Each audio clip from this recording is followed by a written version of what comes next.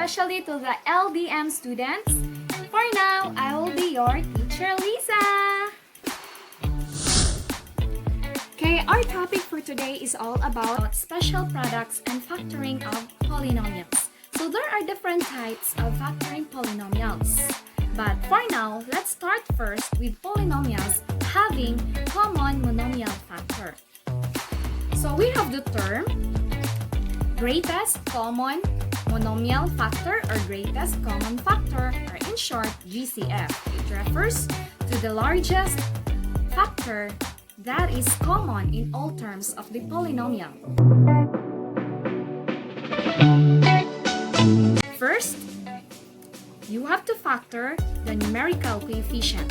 When you say numerical coefficient, it refers to the number. Then, find the largest common factor. Then second, factor the literal coefficient.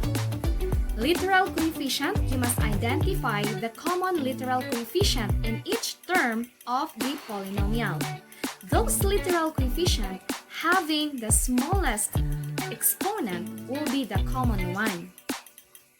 Then lastly, multiply the result from step 1 and step 2. So to understand it better, let's have some examples. Okay, our first example is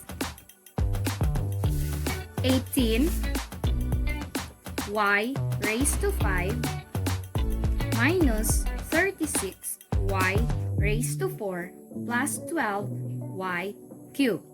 So this is the given polynomial. In order to factor this given polynomial, we have to follow the 3 steps. Step 1, factor each numerical coefficient in every term of the given polynomial. So how many terms do we have? We have 1, 2, 3. By the way, terms are separated by either minus or plus sign. So we have 1, 2, 3 terms. So the first numerical coefficient that we have is 18, followed by 36 or negative 36, but it is still okay if we will not include the negative sign because they will only have the same factor with 36. They will only differ in sign.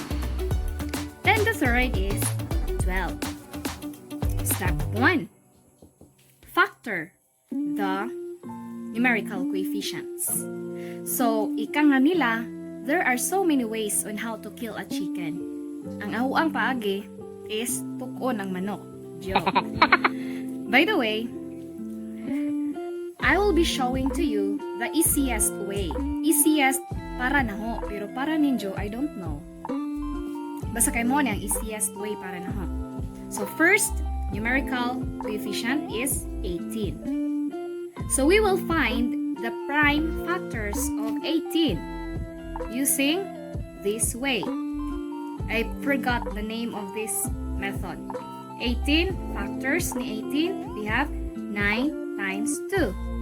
9 is still factorable, so connect na po ana, kahoy-kahoy ba? 3 diagram.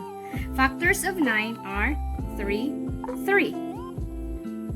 So what number or what other numbers can still divide 3 or 2? Diba, izaharang kaugalingon and 1. So if a number can only be divided by 1 and itself, it means that is already a prime number. So prime number naman si 3, 3, and 2. So we will stop here. Let's proceed to the next or the second numerical coefficient, which is 36. And the factors of 36 are 9 times 4. 9 can still be factored by 3 and 3. 4, we have 2 and 2. Muna, si 3, only 1 and itself. 2, only 1 and itself. So, muna na yung last step. Prime factors are 3, 3, 2, 2. Then, the third numerical coefficient is 12. Factors of 12, 6 and 2. 6 can still be factored to 3 times 2. that's it. So these are the prime factors.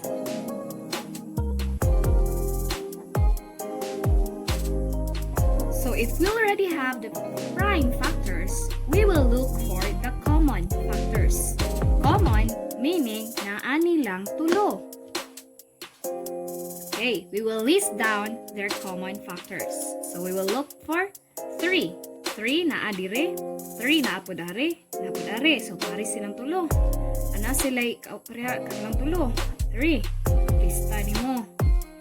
Sunod. Napay lahi nga 3. Naapoy 3 siya ang lahi. Ari wala na. So anay labot si 3. How about 2? We have 2, 2, 2. So 2. Multiply the 2 common factors. 3 times 2 equals 6. So the greatest common factor of these numerical coefficients, 18, 36, and 12 is 6. So now, proceed to step 2. Step 2 is factoring or finding the greatest common factor of the literal coefficients. First literal coefficient, we have y raised to 5. Second, y raised to 4. Third, y cubed. As you can see, they have the same literal coefficient y, but they only differ in the exponent. Masahon na pong gikaingon ganiha kung kinsa or which of those has the smallest exponent, then that is the common factor. The least exponent here is 3, so this is the common factor. Step 3, multiply the result of step 1 and step 2. Step 1, 6 times step 2, y cubed. So the final answer is 6y cubed. So that is the GCF. Another example is 20x squared minus 10x raised to 5 minus 5x cubed. So step 1. What are the numerical coefficients? We have 20, 10, 5. Then factor. Factors of 20, 10 times 2. 10 can still be factored to 5 times 2. Then 5, wala lang makadivide. And also with 2. So let's proceed to the second numerical coefficient. We have 10. 10, the factors of 10 are 5 and 2. Then 5, wala na lang makadivide sa 5, but 5 itself and 1. Kay prime naman daan si 5. So, mangita na ta sa paris-paris. Ari na ta mo tanaw sa tumoy ha. Aning tumoy nga linya kay maray prime factor. Kani, kana. Okay, 5. Naa si 5 dire. Naapoy 5. Ug naapoy 5. So, list down 5. Another. How about 2? We have 2 here, 2, pero walay 2 dire. So, only 1. So, the GCF, the common factor rather, for the numerical coefficient is 5. Kaya wala may lain, kari kay 5 and 1 raman. Iman pwede og naara nilang duha, dapat naa nilang tulo. Step 2. The literal coefficient. We have x squared, x raised to 5, x cubed. The same way.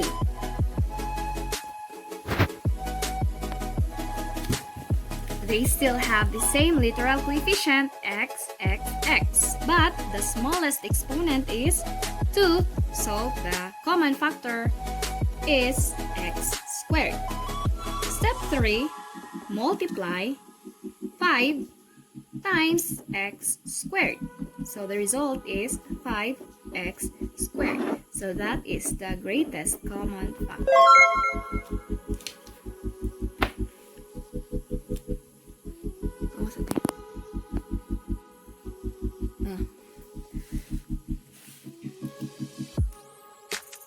Let's proceed to the third example. The given polynomial is 9a squared plus a raised to 4. Step 1, numerical coefficient. We have 9. Then, for the second term, kung wala gani nakasuot nga number, ana, that is understood to be 1. So, 9 and 1, so only 1 ang ilahang common factor. So, no need. So, wala na sila pareha. Proceed to step 2. The numerical coefficient of the first term is a squared. For the second, a raised to 4. So, parihag yapon sila og letter. Unsa ganito atong pilion? Kadtong smallest exponent. So, we have a squared. So, kay 1 raman na ilang common numerical factor. So, no need to write 1. So, we will only include the common literal coefficient. And that is step 3, a squared. That's it. Another example, number 4. 16, a squared plus 48. Step 1, numerical coefficient, 16 and 48. Factor out 16. Factors of 16 are 4 times 4. 4 can still be factored to 2 times 2. And also this one, 2 times 2. 2 is already a prime number. Let's proceed to 48. Factors of 48. 6 times 8. Factors of 6, 3 times 2. Factors of 8, 4 times 2. 4 factors of 4 are 2 times 2. So the prime factors of 16 are this one. Then 48, kani mga isig katumoy sa sanga. Then we will look for the GCF. Paris-paris. Factors ni 16 pares sa factors ni 48. So we have 2 partner with 2. Right 2 here. Another, we still have another 2, 2, 2, 2, 2, 2, 2, 2, 2. So nahurot naman kang 16. So mao na ni, multiply.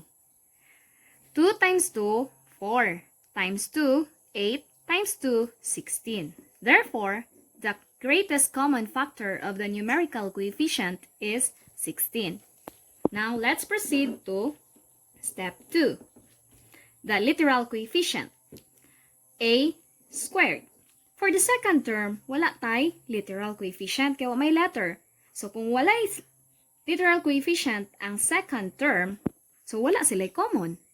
So, the final answer, step 3 is 16 is the GCF.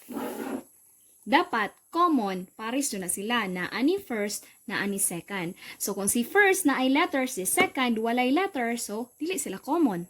So, ayaw rag ka problema. Very easy.